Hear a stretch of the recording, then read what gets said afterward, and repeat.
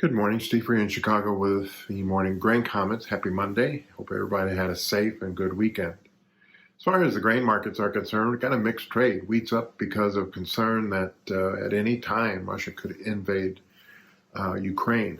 Also, U.S. is sending troops to the Eastern Europe, and also the West is sending support in both military and also funding to Ukraine.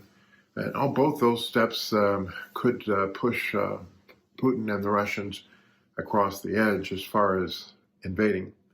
So you've seen a little bit of flight to quality with the dollar up, a little bit of uncertainty in a lot of commodities, and the stock market was higher but then turned lower. The S&Ps probably have some real key support around the 4,300 level.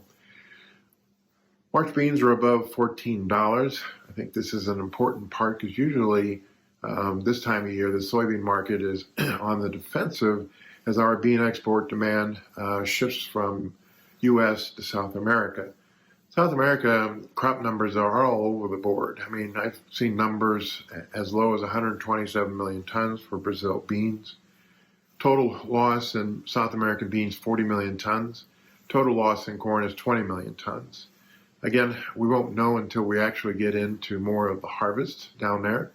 But I think that rains in Argentina over the weekend were very good.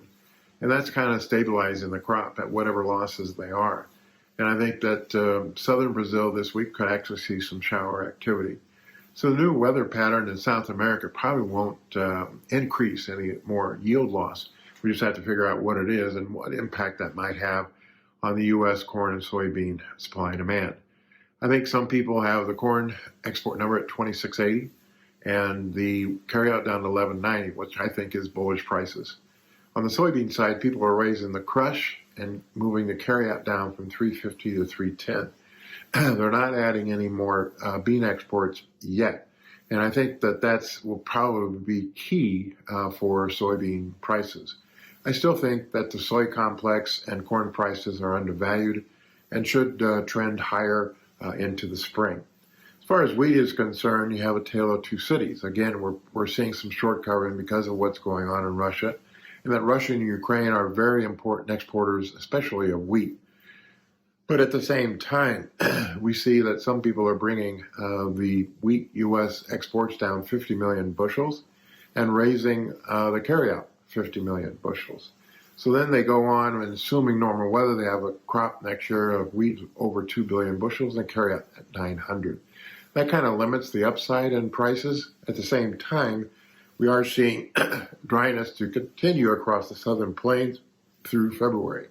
And there is a chance that if La Nina is still around and the Pacific oscillators are still negative, that the dryness in the southern plains could continue into March. And so I think the wheat market, especially Kansas City wheat, is also probably undervalued unless the weather pattern changes.